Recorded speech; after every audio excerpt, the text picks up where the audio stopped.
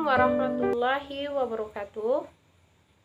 Perkenalkan, nama saya Sada Oktavia dengan NPM A1A020099, Prodi Pendidikan Bahasa dan Sastra Indonesia, kelas 1C. Baiklah, saya akan menjelaskan pokok ajaran Islam yang terdiri dari rukun Islam dan rukun iman yang dibimbing oleh Bapak Arsyadani Misbahuddin MPDI.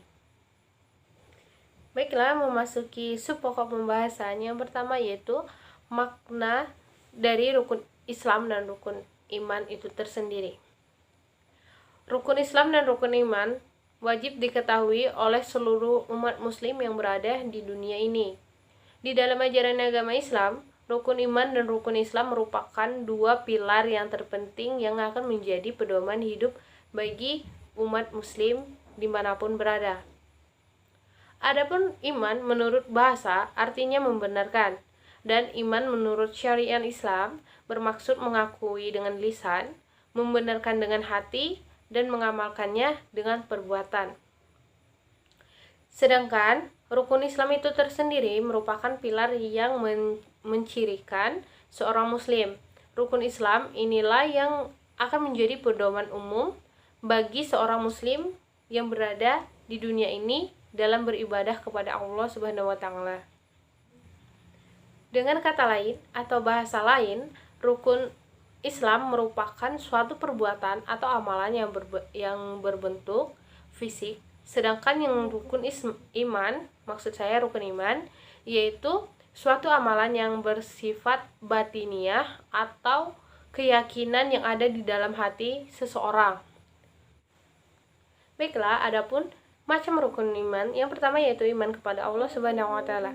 Mengimani Allah Subhanahu wa taala sebagai salah satu pencipta alam semesta dan seisinya ini, ada sebuah hadis yang diriwayatkan oleh Imam Nawawi dalam kitab Arba'in menjelaskan makna poin pertama ini. Adapun bunyi dari hadis atau arti dari hadis itu yang berbunyi, berimanlah kamu kepada Allah dan malaikat dan kitab-kitabnya dan utusan-utusannya dan hari kiamat, dan imanilah kamu pada kepastian Allah dalam kebaikan ataupun keburukannya. Mengenai hal tersebut, di sini kita akan membahas keyakinan kita ataupun bentuk iman. Yang pertama tadi yaitu iman kepada Allah Subhanahu wa taala sebagai bentuk keyakinan kita bahwa Allah yang menciptakan alam semesta dan seisinya ini. Baiklah, memasuki rukun iman yang kedua yaitu iman kepada malaikat.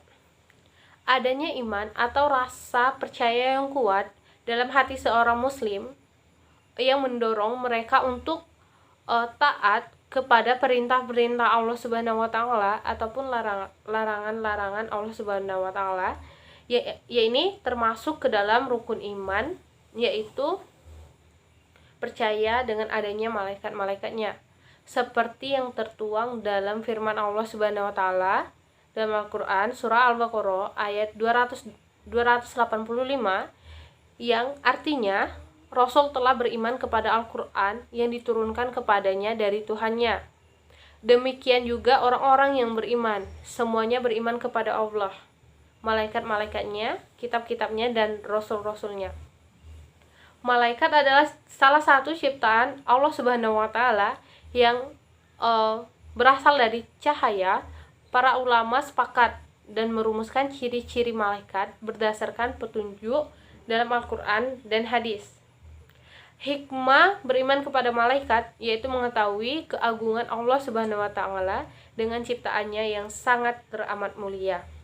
Baiklah, memasuki rukun iman yang ketiga yaitu iman kepada kitab.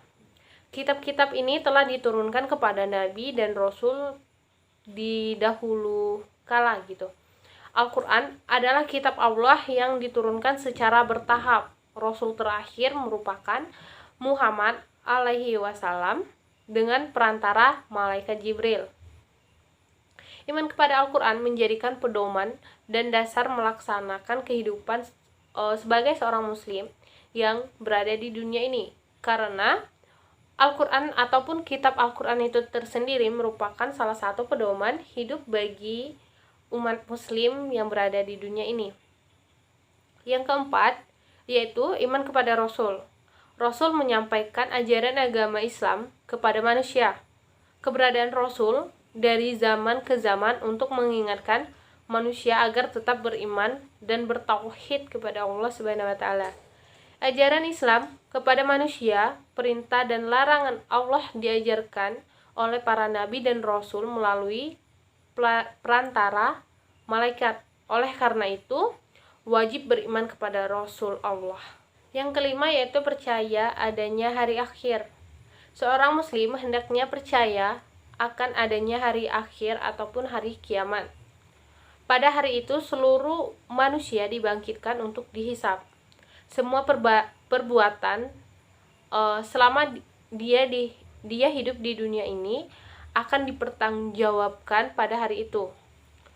Surga untuk perbuatan yang baik ataupun balasan untuk perbuatan yang baik, sedangkan neraka yaitu untuk menanggung perbuatan yang buruk. Baiklah, selanjutnya yaitu beriman kepada takdir baik dan takdir buruk. Takdir baik dan takdir buruk, bahwa segala sesuatu terjadi atas diri kita itu merupakan kehendak dari Allah Subhanahu wa taala itu tersendiri. Takdir telah dituliskan sejak zaman azali, jauh sebelum manusia itu diciptakan. Allah berfirman dalam Al-Quran yang artinya, tiadalah sesuatu bencana yang menimpa bumi dan pada dirimu sekalian, melainkan sudah tersurat dalam Alkitab, Lauh Mahfuz, dahulu sebelum kejadiannya. Al-Hadid ayat 22. Memasuki sub pokok pembahasan yang kedua yaitu rukun Islam. Rukun Islam dibangun atas 5 pesaksian. Yang pertama yaitu syahadat. Bersyahadat adalah tanda keimanan seorang muslim. Kalimat syahadat mengakui keesaan Allah Subhanahu wa taala dan menerima ajaran Rasulullah Muhammad SAW sebagai utusan Allah.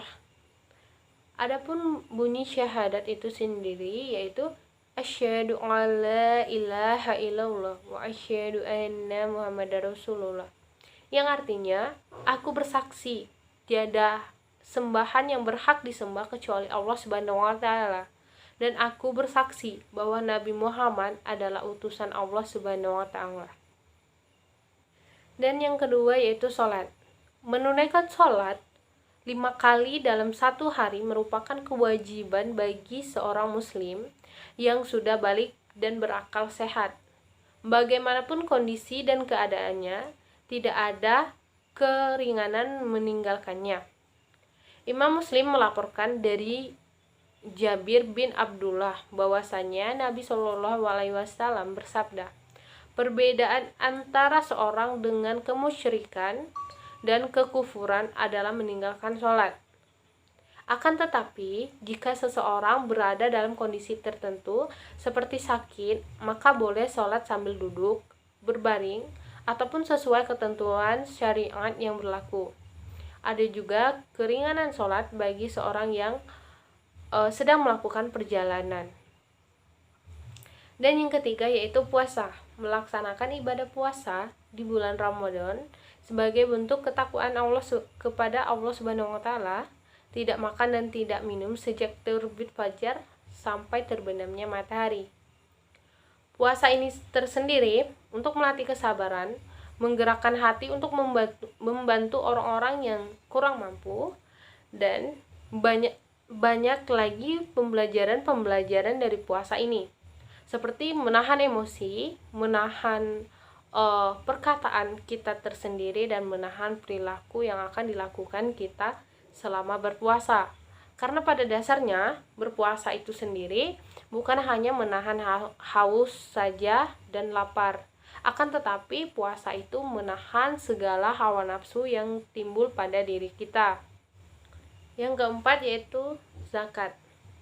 Ada beberapa jenis zakat, yaitu zakat fitrah yang dikeluarkan di bulan Ramadan.